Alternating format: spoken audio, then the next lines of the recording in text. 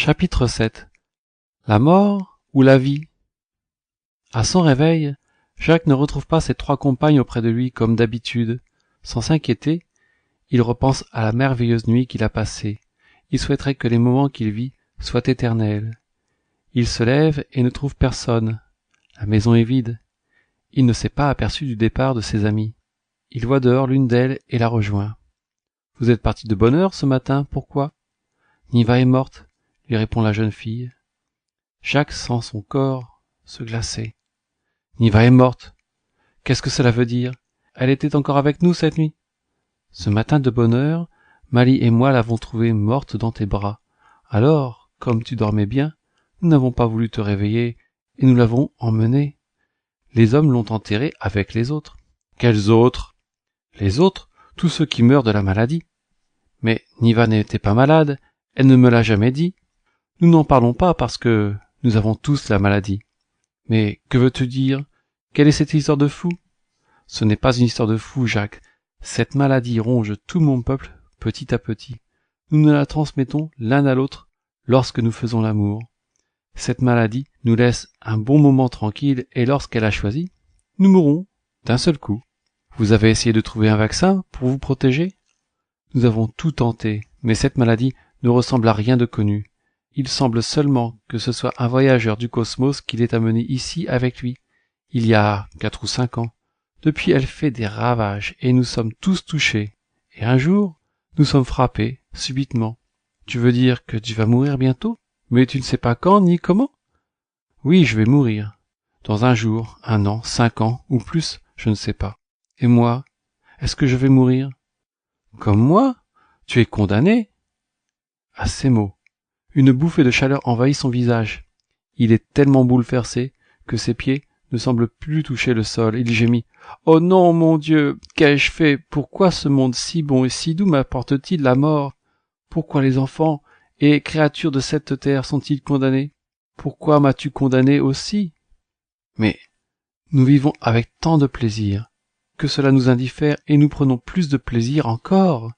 Et à savoir que nous allons mourir, cela nous laisse une jouissance supplémentaire de transmettre la mort. » « Mais vous êtes folle !» Jacques chasse ses amis et se recouche. Il reste alité toute la journée. L'angoisse lui provoque une fièvre intense. Au soir, ses 2 autres compagnes le rejoignent, mais il les chasse. La nuit tombe, et Jacques tâche de trouver le sommeil. La nuit est mouvementée, mais pendant une période plus calme, il s'endort. C'est alors qu'il entend une voix lointaine et insistante qui lui répète « Jacques, Jacques, réveille-toi, trouve-moi, je ne te laisserai plus en paix. Jacques !» Il reconnaît cette voix. Il l'avait oubliée. Il se réveille en sursaut. « Aqualus, c'est toi? Tu es revenu ?» Il se lève et cherche. Mais personne ne répond. Il retourne se coucher, et bien qu'anxieux, il s'endort instantanément. Mais cette fois, son rêve est plus précis, car il voit le visage d'Aqualus et de Cléonis derrière un champ de fleurs. Aqualus lui disant « Jacques, trouve-moi, accomplis ta mission. » Plus en paix. Il s'avance vers elle, mais l'image disparaît. Il tombe dans le vide. Sa chute ne s'arrête pas, et dans le néant sans fin et l'obscurité, il crie « Aqualus, aide-moi, je ne veux pas mourir !» Jacques crie si fort qu'il se réveille au milieu de son lit. Il a très chaud. C'est le petit matin. Tout le monde dort encore. Il se prépare pour rejoindre Starker. Il se dit « Il faut retrouver Aqualus. Aqualus, comment ai-je pu t'oublier ?» Jacques entre dans le bungalow de Starker et rejoint sa chambre sans faire de bruit. Starker est entouré de 4 charmantes créatures. Jacques s'approche de lui et lui parle tout bas. « Starker, réveille-toi !» Il insiste en lui frictionnant la tête. Starker ouvre les yeux. « C'est toi, Jacques? Qu'est-ce que tu fais là? Habille-toi et suis-moi. J'ai à te parler et je veux être seul avec toi. » Starker, pas encore très réveillé, s'habille et suit Jacques. Un peu plus loin, au bord de la mer, contre les rochers, Jacques s'assoit avec Starker. « Pourquoi m'avoir réveillé pour m'emmener ici? J'étais bien mieux avec les filles. » « Laisse ces filles où elles sont, car elles sont mortellement dangereuses. » Starker est interloqué. Il ne comprend pas ce que Jacques veut dire. « Aqualus, sais-tu où elle est ?» demande Jacques. « Non, mais je pense qu'elle nous a abandonnés ici, sur Elvie. D'ailleurs, je l'avais presque oubliée. Abandonnée? Pourquoi dis-tu cela? Tu ne t'es pas préoccupé d'elle depuis le lendemain de son départ. Tu l'as oubliée comme moi au moment où tu as sombré dans la vie d'Elvie. Mais Jacques, nous sommes bien ici, c'est le paradis pour nous. Justement, ce que tu ne sais pas, c'est que ce paradis est un paradis de mort. Nous avons attrapé la mort au premier jour de nos plaisirs. Et Jacques explique ce qui s'est passé la veille avec Niva. Starker ne peut se retenir de vomir tout ce qu'il retenait de son dernier festin. Calme-toi, Starker. Nous vivons encore, et la maladie ne se fera sentir qu'au dernier instant de notre vie. Alors, il faut se battre jusqu'à notre mort pour notre cause. Mais Jacques, nous ne manquons de rien, si je dois mourir autant que ce soit dans le plaisir. Starker, tu dois faire un choix, ou bien tu renies ton passé, ta promesse faite à ton peuple, ainsi que tes amis qui ont souffert déjà, ou alors tu honores ton statut de capitaine de vaisseau Lunis, tes amis, respecte ta recherche de l'espace, de l'inconnu et de la graine d'étoile.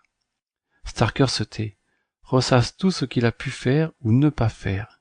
Il se sent bien piteux à ce moment et dit « Je te suis, que le reste de ma vie ou ma mort puisse être utile. » Starker, nous devrons résister à la tentation du plaisir, car lorsque nous donnons la vie, nous donnons aussi la mort.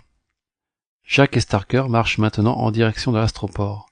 Plus tard, ils arrivent à proximité des bureaux d'Actavis. Celui-ci regarde par la fenêtre, se retourne surpris. « Tiens, voilà mes voyageurs de l'espace. Alors, comment se passe votre séjour ? Nous ne venons pas vous en parler, mais nous voudrions savoir ce que sont devenus nos amis que vous avez envoyés faire un transport depuis plus de 60 jours. Elles ne sont pas encore revenues. Si vous patientez encore 30 ou 40 jours, vous les reverrez. Elles vous diront où elles sont allées. Maintenant, retournez à vos loisirs et profitez encore des plaisirs que l'on vous offre. Vos amis ont accepté ce travail pour payer votre séjour, alors profitez-en. Je ne veux plus de vos plaisirs. Vous nous avez caché le fléau qui gagne votre planète. Vous êtes un criminel. Jacques, dit Starker, ça suffit. Patientons encore quelques nuits.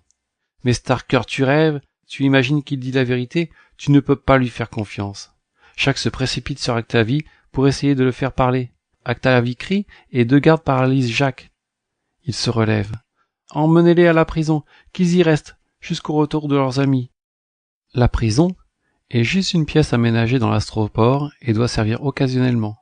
Deux portes blindées se referment sur Jacques et Starker.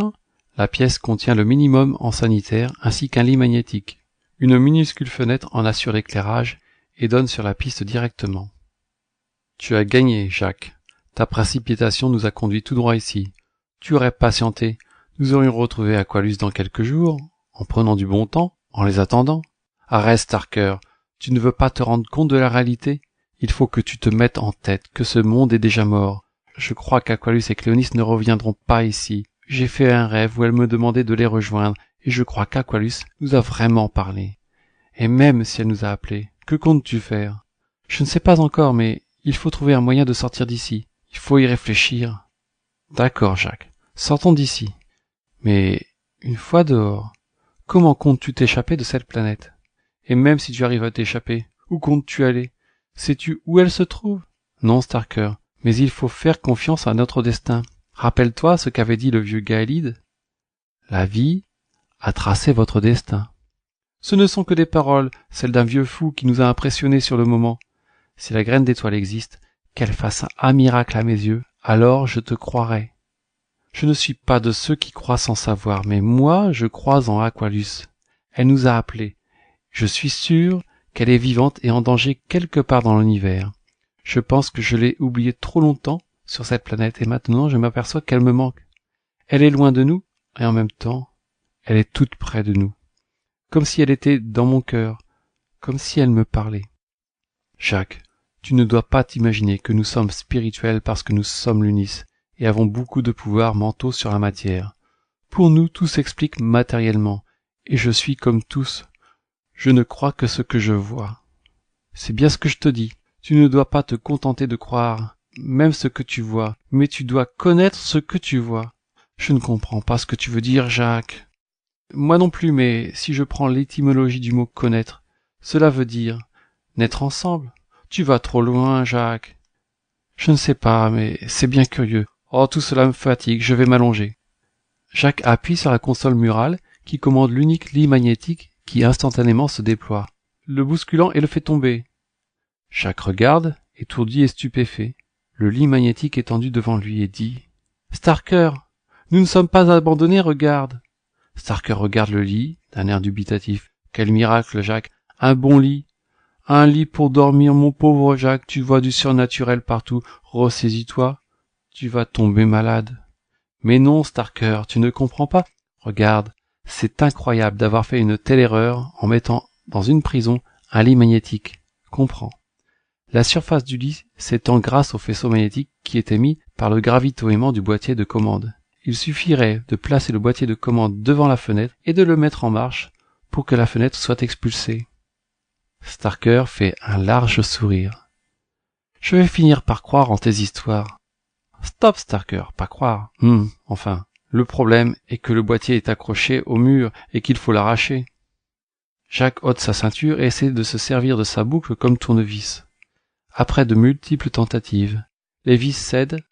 Nos deux amis arrivent à arracher le boîtier. Jacques bloque la commande du lit derrière la petite fenêtre et Starker raccroche les câbles. La nuit vient de tomber. « Tu es prêt, Jacques ? Allons-y. » Starker enclenche la commande et la fenêtre éclate dans un fracas de bruit et de poussière. Nos deux amis bondissent et se précipitent vers un vieux hangar. Dans la pénombre, Starker aperçoit l'ombre d'un vaisseau. Un chasseur stellaire, c'est notre seule chance. Ils y grimpent, sautent dans le cockpit et tombent sur les sièges recouverts d'une poussière épaisse. Starker passe la main sur le tableau de bord pour y laisser apparaître l'écran de contrôle. « Jacques, j'espère que cette relique a encore quelque chose dans le ventre. Sinon, nous n'avons plus que quelques minutes à vivre. » Starker pousse la commande du flux électrique et les écrans s'allument. Au bout du hangar, des gardes apparaissent avec un camion surmonté d'un canon éthérique qu'ils ajustent sur le vaisseau. Starker trouve la commande de son arme et fait feu. Le camion explose, laissant un trou béant au fond du hangar qui fait apparaître le reste de la piste. Maintenant, la propulsion gravitique est prête. Starker décolle. Jacques et Starker ont quitté Elvie. La planète est derrière eux, livrée à son agonie. Dans 1 an, 5 ans, ce paradis ne sera plus qu'une planète morte où ses habitants auront joui de son plaisir, jusqu'à en sombrer dans le néant.